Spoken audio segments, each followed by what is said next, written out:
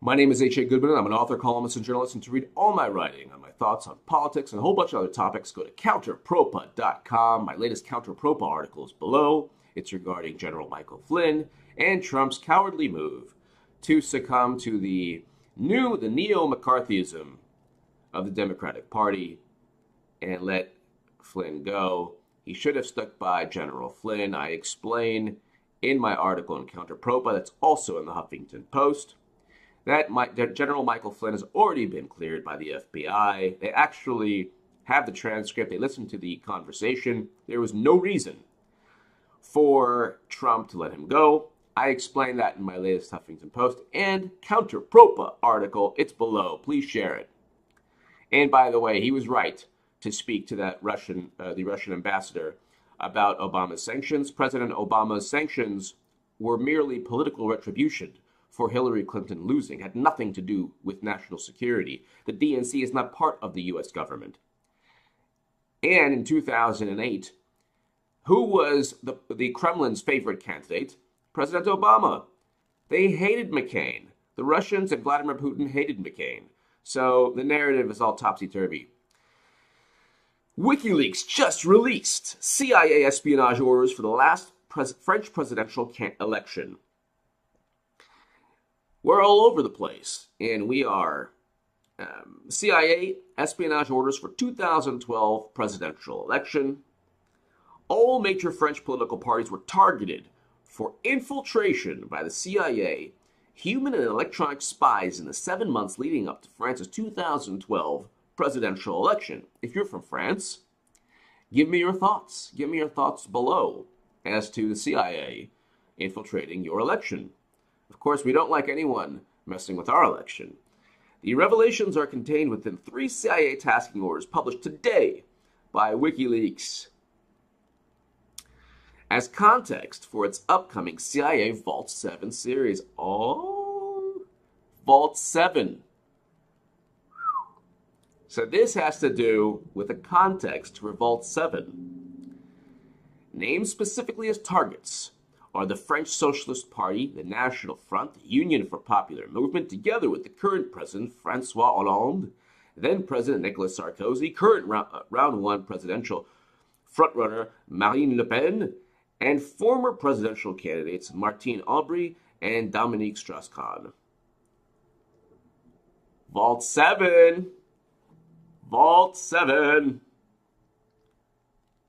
I'll just read you. All major French presidential candidates were targeted for infiltration by the CIA, human and electronic spies in the 7th month leading up to France's 2012 presidential election. The revelations are contained within 3 CIA tasking orders published today by WikiLeaks as context for its forthcoming CIA Vault 7 series. It's the CIA Vault 7 series. Give me your thoughts below. CIA, France, Vault 7. Give me your thoughts below. Thank you so much for listening. Le droit à la déconnexion, ça veut dire, mais poser une bonne fois ce fichu smartphone de côté et ne pas attendre sans cesse d'y rendre des comptes tout le temps, du matin au soir, la nuit, le jour, pour prouver que vous êtes là, pétaradant d'enthousiasme, compétitif, flexible et occupé par votre tâche. Le droit à la déconnexion doit être établi parce que pour l'instant, il est devenu une faveur. Alors, bon, ce n'est pas vrai qu'on soit obligé d'être envahi. Oui, c'est une invasion sur nos goûts, sur nos mœurs, sur nos liens, sur nos listes d'amis. Oui, c'est une invasion. Il faut y mettre de l'ordre. Il faut rétablir la liberté, c'est-à-dire la nôtre, et d'abord le droit de posséder les bases de données personnelles, d'en être totalement propriétaire, de ne pas accepter que les grandes compagnies les vendent à d'autres sans nous demander notre avis. Il faut que nos jeunes à l'école apprennent le vocabulaire de la technique du numérique, comme on a appris la grammaire hier, parce que c'est la langue de demain. Il faut qu'ils apprennent les techniques qui permettent le numérique de fonctionner. Mais surtout, par-dessus tout, les gens, il faut absolument tout le temps qu'ils apprennent à avoir le recul critique par rapport à ce qu'ils voient, qu'ils ne se laissent pas halluciner, embobiner, entortiller. Nous avons une autre idée, nous, elle porte un nom, ça s'appelle le numérique en commun. protection des données privées, neutralité du net. Vous ne le savez peut-être pas, mais demain, c'est ça qui se trame. Certains disent, comme je paye, on accédera plus vite à moi. Et les autres, vous attendrez. Vous prendrez la file. La neutralité du net consiste à interdire cette pratique. Et nous devons l'interdire si nous voulons qu'il y ait une véritable égalité d'accès et de production et de diffusion de tous ceux qui ont à diffuser et à produire. Ces questions vont occuper tout le siècle. Ce sont les questions déterminantes pour vos métiers, vos vies, votre manière de regarder vos voisins, vos amis. Tout ça est dans la machine. Tout ça est parti dans le grand tourbillon. Il est temps d'y mettre de l'ordre. Il est temps d'y mettre de la loi. Il est temps de vérifier ce qui se passe et de rétablir votre souveraineté, la vôtre personnelle, sur vos droits en tant que personne, mais aussi la souveraineté de l'État. Si nous emportons cette élection, j'annonce à Microsoft qu'ils peuvent passer par-dessus bord tous leurs programmes de travail commun avec l'éducation nationale, car nous ne laisserons pas Microsoft bourrer la tête de nos gosses. Je leur annonce qu'il n'y aura plus un seul logiciel Microsoft dans un seul des instruments de l'indépendance de la France, c'est-à-dire ni dans ses armements, ni dans aucun de ses moyens de télécommunication, puisque ce gouvernement a été assez absurde pour confier à M. Trump un droit de regard sur ce que nous faisons. Oui, parce que c'est de ça dont on parle. Il faut qu'existe ce domaine public de l'Internet, ce domaine public des savoirs. Ne laissons pas les grandes majors s'approprier tout ce qui est disponible, les droits dont je vous parlais tout à l'heure, ces œuvres qui sont tombées dans le domaine public. Voilà la nouvelle version de la liberté, de l'égalité et de la fraternité. Ce continent numérique doit être rendu au peuple parce qu'il lui appartient, parce que c'est lui qui l'a créé, parce que c'est lui qui le fait vivre, parce que c'est lui qui l'entretient, et assez de l'ordre globalitaire qui prétend rentrer dans nos têtes pour nous dire ce que nous devons faire. Évidemment que ça passe par les logiciels libres, et que nous le développerons, ça va de soi. Pourquoi les administrations d'État ne sont-elles pas en tête sur ce sujet? Bon, maintenant, vous le savez tous, vous ne pouvez pas vivre sans accès à Internet. Progressivement, on vous dit ceci est dématérialisé, cela est dématérialisé. Et plein de gens sont là ne sachant que faire, parce qu'ils ne savent pas eux-mêmes comment on fait fonctionner tout ça. Il faut donc qu'il y ait des points d'accès public qui rendent possible cette connexion. Et puis, il faut que cette connexion soit possible partout. Et pour ça, il faut que les satellites prennent le relais de la fibre et des rayonnements qui ont transformé ce monde en une espèce d'immense grille-pain dans lequel nous circulons entre des ondes sans savoir ce que nous allons devenir après ce traitement. C'est la France. La France doit montrer l'exemple. Elle doit être à la tête, à l'initiative, pleine d'imagination. Elle vient de produire, vous le verrez le 30 mars prochain, un document qui est l'équivalent de l'encyclopédie de Diderot au XVIIIe siècle, qui avait tant révolutionné les esprits.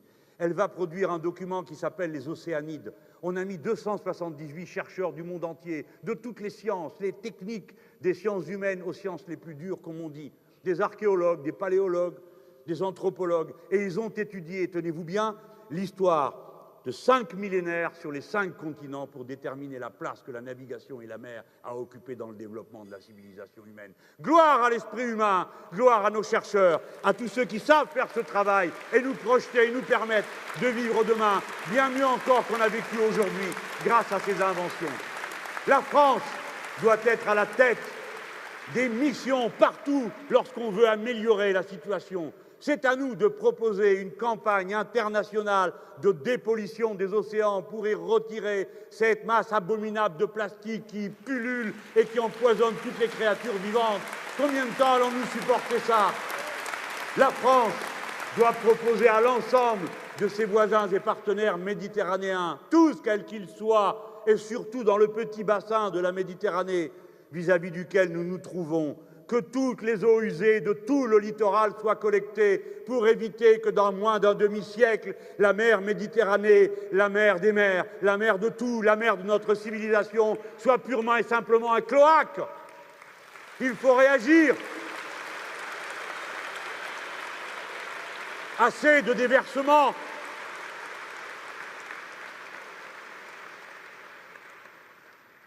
Sur ce thème, je ne peux finir sans vous dire qu'une fois de plus, vous autres, vous avez une bataille à mener, avec moi bien sûr. C'est contre la privatisation. Vous ne le savez pas. Il y a une autorité qui répartit le droit de sonder le fond des mers. c'est une autorité internationale tout à fait respectable. 25 brevets ont déjà été accordés pour faire des trous partout. Le dernier, c'est à l'Inde. On fait des trous. On ramasse des effluves soufrés qui sont plus riches en minéraux que tout le reste. Ils sont là tous. L'entrée en mer s'est faite avec nos méthodes de sauvage qui sont celles du capitalisme. Prendre, conquérir, s'emparer, faire de l'argent avec tout ce qu'on voit, tout ce qui bouge. Il nous faut absolument qu'un tribunal écologique international soit disponible pour que lorsqu'une plainte veut être déposée, elle puisse l'être auprès de quelqu'un.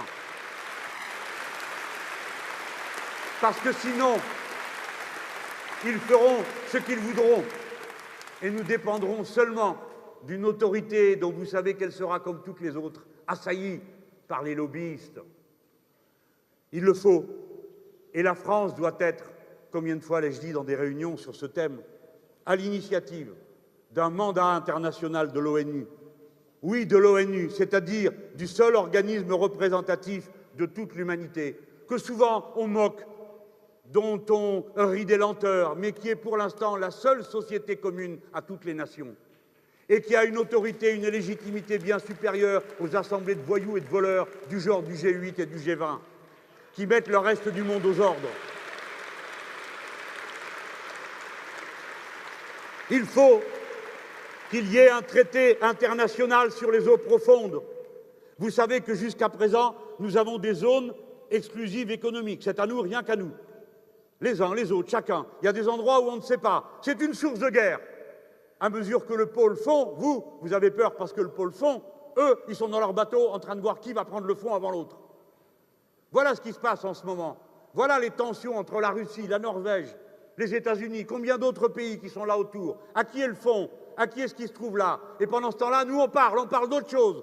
On ne sait pas que le XXIe siècle est en train de refaire sa carte sur le fond des mers et que nous sommes une grande puissance. Pas pour nous-mêmes, mais que nous devons être les héros qui marchent devant et parlent au nom de toute l'humanité. C'est ça notre force. Alors, qu'est-ce qu'on va faire? Il faut qu'on ait un traité international sur les eaux profondes. Ça s'appelle en droit res nullus aujourd'hui. Ça appartient à personne. Si bien que le premier qui passe, qui prend, c'est à lui. Et celui qui veut jeter dedans, avec son gros paquebot, des sacs de poubelle, qui veut déverser dedans tout ce qu'il a dégazé de son bateau, il peut le faire parce que ça n'appartient à personne. Pour l'instant, et demain, ça appartiendra au premier qui s'en emparera. Voilà toutes ces choses dont il faut s'emparer, les dossiers qu'il faut prendre en charge, parce que dans tous ces domaines, nous sommes puissants, nous sommes forts, nous avons la technique. Je vous ai parlé de la mer, il y a 10 niveaux d'intervention dans la mer pour aller jusqu'au fond. 10 niveaux d'intervention humaine, 10 niveaux d'excellence. Eh bien, dans les 10 niveaux, il y a des champions français qui savent traiter les problèmes. Depuis le fond, pas toujours pour la bonne idée, faire des trous, jusqu'à la surface. Partout, nous en sommes capables. Si bien que nous avons un devoir, le faire et partager. Pas garder ça pour nous, pas garder notre savoir rien que pour nous. Il faut que nous ayons, comme je vous l'ai dit tout à l'heure, pour associer les pays qui, pour l'instant, n'ont pas encore les cadres ni la capacité de participer à ce nouveau grand festin de l'humanité. Il faut que nous ayons une université internationale des métiers de la mer, ouverte à tous ceux de tous les pays qui veulent participer avec nous, et notamment les pays francophones, au développement de ces activités. Parce que tous les peuples du monde ont besoin d'un accès à la mer. Parce que tous les peuples du monde ont besoin de comprendre ce qui s'y passe pour qu'ils s'en sentent tous correspondants.